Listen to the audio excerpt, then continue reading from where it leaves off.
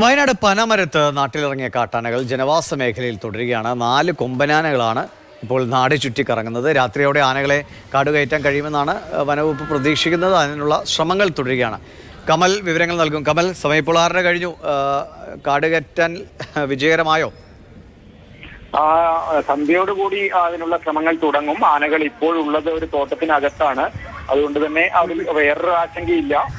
രാവിലെ മുതൽ തന്നെ ഈ പനമരത്തെ ചങ്ങാടക്കടവ് എന്ന സ്ഥലത്തിന് സമീപത്തെ ഒരു തോട്ടത്തിലും തുരുത്തിലുമൊക്കെയാണ് ആനകൾ ഉള്ളത്. പനമരം പുഴ ആനകൾ നീന്തിക്കിടക്കുന്ന ദൃശ്യങ്ങളാണ് നമ്മൾ കാണുന്നത്. ഈ ഭാഗത്ത് നിരന്തരം കാട്ടാനകൾ ഇറങ്ങുന്ന പ്രദേശമാണ്. പ്രത്യേകിച്ച് ഇത് ഈ പുഴ ഒഴുകിയെത്തുന്നത് കുറുവദ്വീപിന് സമീപത്തേക്കാണ്. അവിടെ പാക്കം വനമേഖലയുണ്ട്. നിരന്തരം ആനകൾ, ഒരുപാട് ആനക്കൂട്ടങ്ങളുള്ള മേഖലയാണ്. അവിടെ നിന്ന് ആനകൾ ഈ പുഴയോരത്തുകൂടി ആണ് പനമരത്തിനടുത്ത് നീർവാരം, അമ്മാനി, പുഞ്ചവയൽ തുടങ്ങിയ പ്രദേശങ്ങളിലൊക്കെ എത്തുന്നത്. പ്രത്യേകിച്ച് ഈ മഴക്കാലം തുടങ്ങി ചക്കയുടെ സീസണൊക്കെ ആയാൽ ഈ പനമരം പുഴയുടെ തീരത്തുള്ള കൃഷിയിടങ്ങളിലൊക്കെ കാട്ടാനകൾ നിരന്തരം ഇറങ്ങുന്നത് പതിവാണ്. പലപ്പോഴും രാത്രി വരുന്ന ആനകൾ പുലർത്ത് തന്നെ തിരിച്ചു പോകും. തിരിച്ചു പോകാതെ പകൽ സമയത്തും ഇവിടെ തുടരുമ്പോഴാണ് ഇത്തരത്തിൽ ആളുകൾ അറിയുന്നതും കൂടുതൽ വാർത്തകൾ വരുന്നതുമൊക്കെ.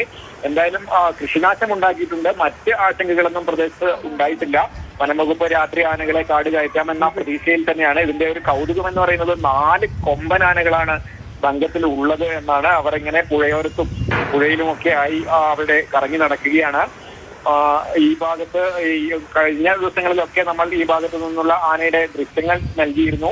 നിരന്തരം ആനകൾ ഇറങ്ങുന്നുണ്ട്. പ്രതിരോധ സംവിധാനങ്ങളൊന്നും ഫലപ്രദമല്ല. അതുകൊണ്ട് തന്നെ ആളുകൾക്ക് വലിയ പ്രതിഷേധമുണ്ട്. ഇപ്പോൾ ചില ഭാഗങ്ങളിലൊക്കെ റോപ്പ് ഫെൻസിംഗ് ഉൾപ്പെടെയുള്ള പണികൾ നടക്കുന്നുണ്ട്. പൂർണ്ണമായും പ്രതിരോധ സംവിധാനങ്ങൾ ഒഴുക്കിയാൽ മാത്രമേ ഈ ആനകൾ കൃഷിയിടത്തിൽ ഇറങ്ങുന്നത് തടയാനാവുകയുള്ളൂ. എന്തായാലും ഈ ആനകളെ, ഈ 4 കൊമ്പന്മാരെ രാത്രിയോടെ കാട് കയറ്റാനാകും എന്ന പ്രതീക്ഷയാണ് വനം വകുപ്പിനുള്ളത്.